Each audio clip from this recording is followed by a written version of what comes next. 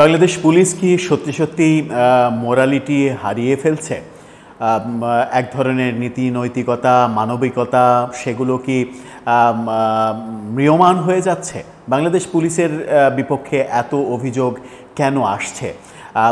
শেখ হাসিনার সময়ের শেষ বেলায় পুলিশকে আমরা নানাভাবে বিতর্কিত হতে দেখেছি। শেখ হাসিনা পতনের পরে পুলিশ সম্পর্কে যত সমালোচনা হয়েছে এবং দুঃখজনকভাবে সেই আন্দোলনে পুলিশ হত্যাকাণ্ড হয়েছে ব্যাপক হারে, যেটা নিয়ে সরকারের কোনো ধরনের তদন্ত আমরা লক্ষ্য করছি না। সে কারণেও হতে পারে যে পুরো পুলিশিং ব্যবস্থা হয়তো ভেঙে পড়ছে। কিন্তু একজন থানার ওসি কি এরকম মন্তব্য একজন ভুক্তভোগীকে করতে পারবেন যে আমি ওসি হয়েও কম দামের মোবাইল ব্যবহার করি, আপনি এত দামি মোবাইল নিয়ে রাস্তায় হাঁটেন কেন, ছিনতাই তো হবেই? এরকম মন্তব্য কি কোনো ওসি করতে পারেন? আমার মনে হয় যে পারেন না। যে কোনোভাবেই হয়তো তিনি বিক্ষুব্ধ ছিলেন, যে কোনোভাবেই হয়তো তিনি অ্যাবসেন্ট মাইন্ডে ছিলেন, যে কোনোভাবেই হয়তো তিনি পারিবারিক অশান্তির মধ্যে ছিলেন, তাই হয়তো এরকম কাণ্ডটা করে বসেছেন। কেন করলেন? মোহাম্মদপুর থানায় এই হৃদয় বিদারক ঘটনাটা ঘটেছে। একজন ওসি, তাদের থানার অন্যান্য অফিসাররা, একজন ভুক্তভোগী যার ছিনতাই হয়েছে রাতের বেলা, স্ত্রী সহ, যিনি থানার 3 মিনিট হাঁটার দূরত্বের জায়গা থেকে ছিনতাই হয় থানাতে, সেই সময় গিয়ে যখন ভুক্তভোগীকে হেনস্থার শিকার হতে হয়, তখন আদতে মানুষের আস্থা পুলিশের উপর থেকে উঠে যাবে। আমার মনে হয় যে ঢালাওভাবে সরকারের দোষ দিয়ে লাভ নেই। আমাদের সবারই নৈতিক অধঃপতন হতে চলেছে। আমরা পুরোটাই অবক্ষয়ের একটা সমাজে বসবাস করতে চলেছি। কি ঘটল মোহাম্মদপুর থানায়, সেই হৃদয় বিদারক ঘটনাটা আপনাদের সামনে তুলে ধরবো এই ভিডিওতে। থাকবেন পলিটিক্স টিভির নিয়মিত আয়োজনে।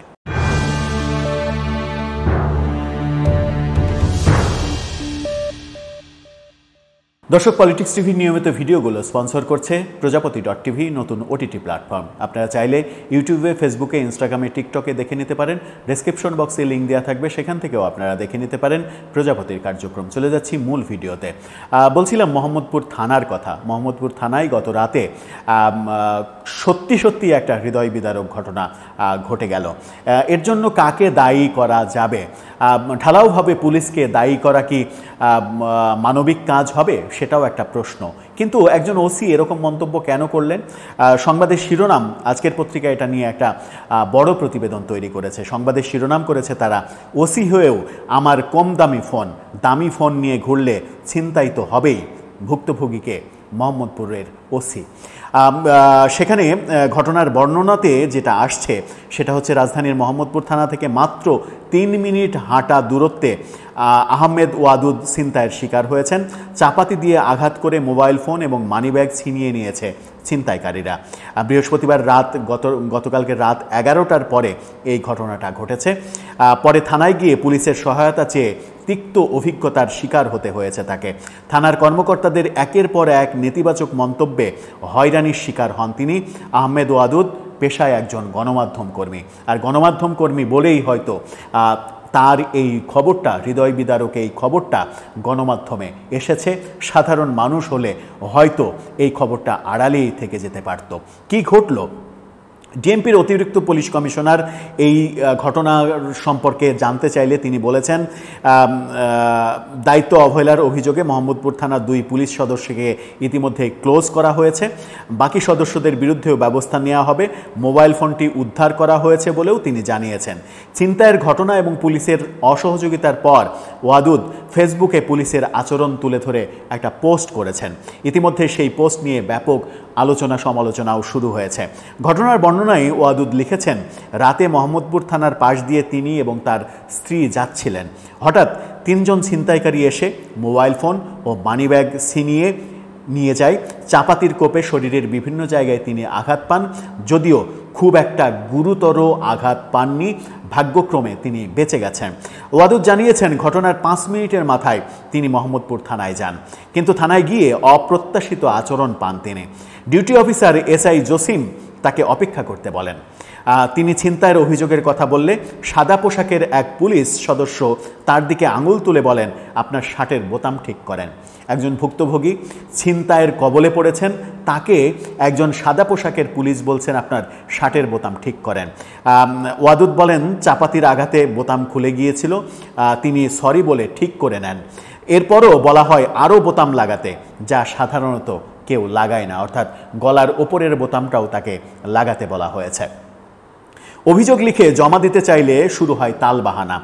বলা হয় লিখে দেওয়ার লোক নাই, কাগজ দেওয়া হলেও কলম দেয়া হয়নি তাকে, নিজের কলম দিয়ে লিখে অভিযোগ জমা দিলেও কোনো কপি তাকে দেয়া হয়নি, অর্থাৎ যে অভিযোগ করেছেন সেই অভিযোগ যে গ্রহণ করলেন, গ্রহণ করে একটা রিসিপ্ট কপি যে দেয়া হয় সেটাও তাকে দেয়া হয়নি। এরপর তিনি থানার ভারপ্রাপ্ত কর্মকর্তা ওসি আলী ইফতেখার হাসানের কক্ষে যান। অভিযোগ জানালে ওসি বলেন, আমি ওসি হয়েও কম দামি ফোন ব্যবহার করি, আপনি এত দামি ফোন নিয়ে ঘুরবেন, ছিনতাই তো হবেই। ওসির এমন মন্তব্যে সামাজিক যোগাযোগ মাধ্যমে ছড়িয়ে পড়ে ব্যাপক সমালোচনা, জন্ম হয় তীব্র ক্ষোভের। অনেকে মন্তব্য করেছেন পুলিশের এমন মনোভাব ভীতিকর এবং দায়িত্ব জ্ঞানহীন। ওয়াদুদ আরও বলেছেন, পরবর্তীতে এএসআই আনারুল তাকে নিয়ে ঘটনাস্থলে যান, এখানেও মজার ঘটনা ঘটেছে।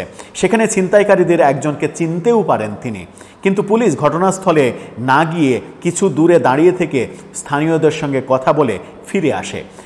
পরে বলে এখন আর পাওয়া যাবে না, রাতে এসে অভিযান চালাবো। পরে কোনো সুরাহা না করে তারা পুলিশ ফিরে চলে যায়।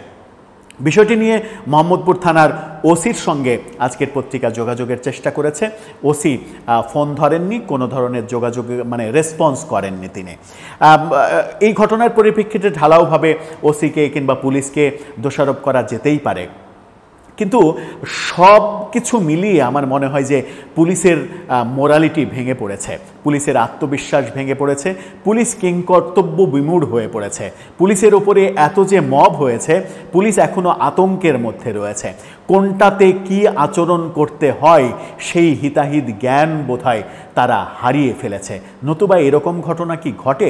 একজন ছিনতাইয়ের কবলে পড়া মানুষ যখন নিজের জীবন শঙ্কায় তখনও আতঙ্কিত, সেই মানুষকে একজন পুলিশ সদস্যকে বলতে পারেন আপনার শার্টের বোতাম ঠিক করেন, অন্য বোতামও লাগান, ঠিকঠাক মতো ঠিক করেন, এই কথা বলতে পারেন? বলতে পারেন না। তাকে শুধু কাগজ দিয়ে কলম না দিয়ে কি তাকে বলেন যে অভিযোগ লেখার লোক নাই, আপনি লিখে দিয়ে যান?